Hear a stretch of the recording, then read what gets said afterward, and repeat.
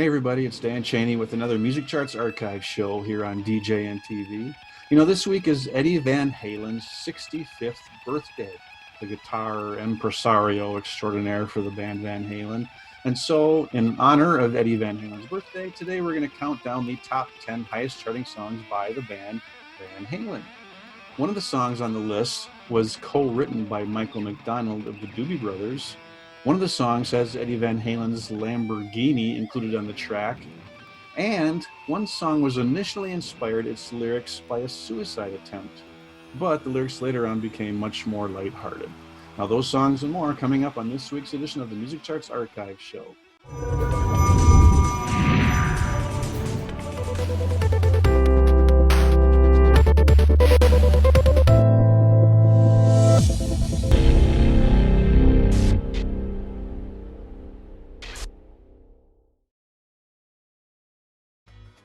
DJ Event Planner will change the way you manage and run your business. Streamline all of your procedures and software into one easy-to-manage system. DJ Event Planner, the ultimate online planning tool. Hey everybody, welcome back. This week's Music Charts Archive show is counting down the top 10 songs by the Van Halen. So let's start that chart.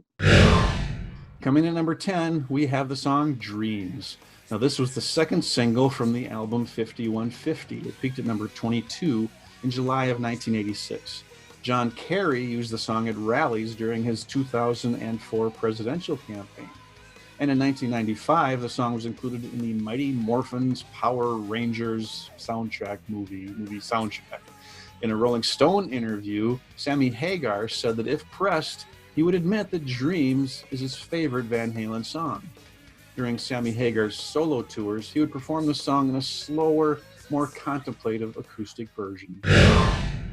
At number 9, we have Love Walks In.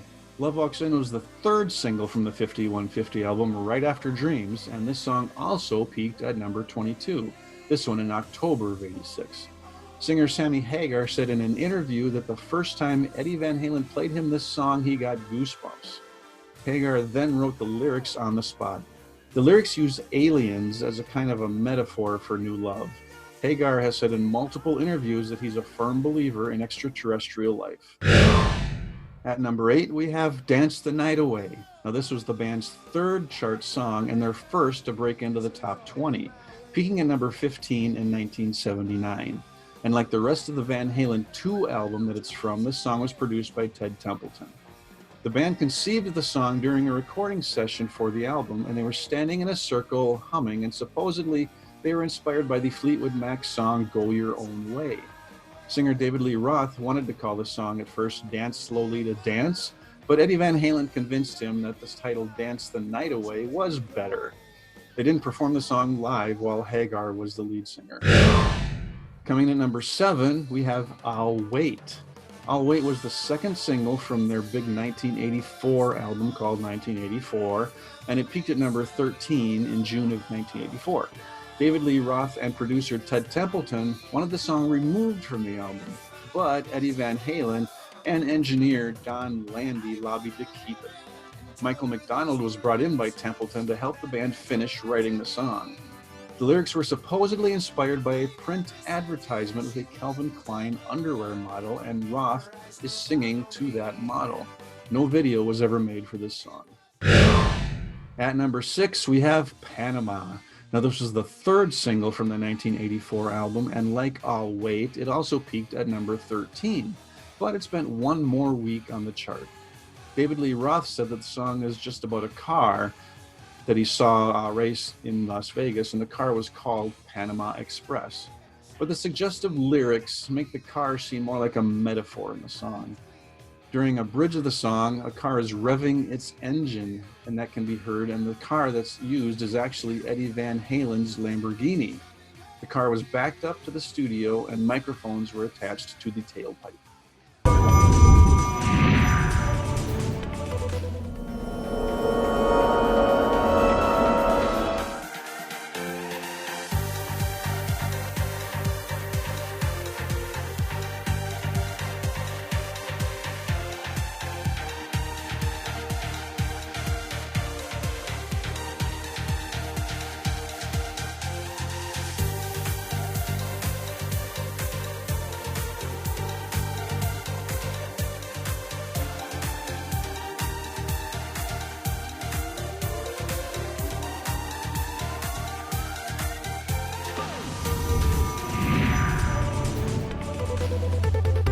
Hey everybody, welcome back to this week's edition of the Music Charts Archive Show. My name is Dan Cheney, and this week we're counting down the top 10 songs by the band Van Halen. So let's get back into that list. At number 5, we have Finish What You Started.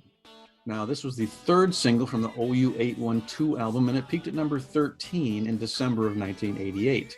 3 Van Halen songs peaked at number 13, and this one spent the most weeks on the chart of any of those, with 20. Supposedly, Eddie Van Halen came up with a riff very late one night and immediately went to share it with his then neighbor, Sammy Hagar. They finished what they started that night. The music video has the band playing against a white background with quick cuts to some women dancing. At number 4, it's Oh Pretty Woman. The band charted several cover songs earlier in their career, including You Really Got Me and Dancing in the Street, but this was their most successful cover, peaking at number 12 in 1982. It was from their album Diver Down. The original version was a number 1 song in 1964 for Roy Orbison. On the album, the song is preceded by a long instrumental intro called Intruder.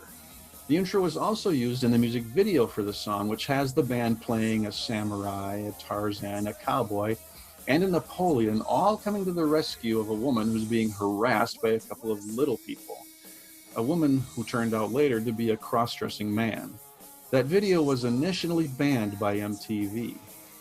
On a side note, I often play the B-side of this song, a cover of Roy Rogers' Happy Trails. At number 3, we have When It's Love. This power ballad was the biggest hit from the OU812 album, peaking at number 5 in September of 1988. Van Halen did not come up with the acronym OU812. It has also appeared on the telephone in the TV show Taxi, and it was on a car license plate in the 1980 movie Cheech and Chong's Next Movie. When It's Love hit number 1 on the mainstream rock tracks chart, and VH1 included it in their list of the 25 greatest power ballads of all time. Coming in at number 2, we have Why Can't This Be Love? Now, this was the first single from the 5150 album, and also the very first single with Sammy Hagar on lead vocals. It peaked at number 3 in May of 1986. The song also helped the album 5150 to become the band's first number 1 album, the first of 5 number 1 albums for the band. The lyric from the song, Only Time Will Tell If We Stand the Test of Time, was called the 8th worst lyric of all time by the British paper The Telegraph. When the band was inducted into the Rock and Roll Hall of Fame in 2007, only Sammy Hagar and bass player Michael Anthony made the ceremony, and they performed this song backed by Paul Schaefer's band. And at number 1 on our list of the 10 highest charting songs by the band Van Halen is Jump. This was the band's only number 1 song, topping the charts in early 1984.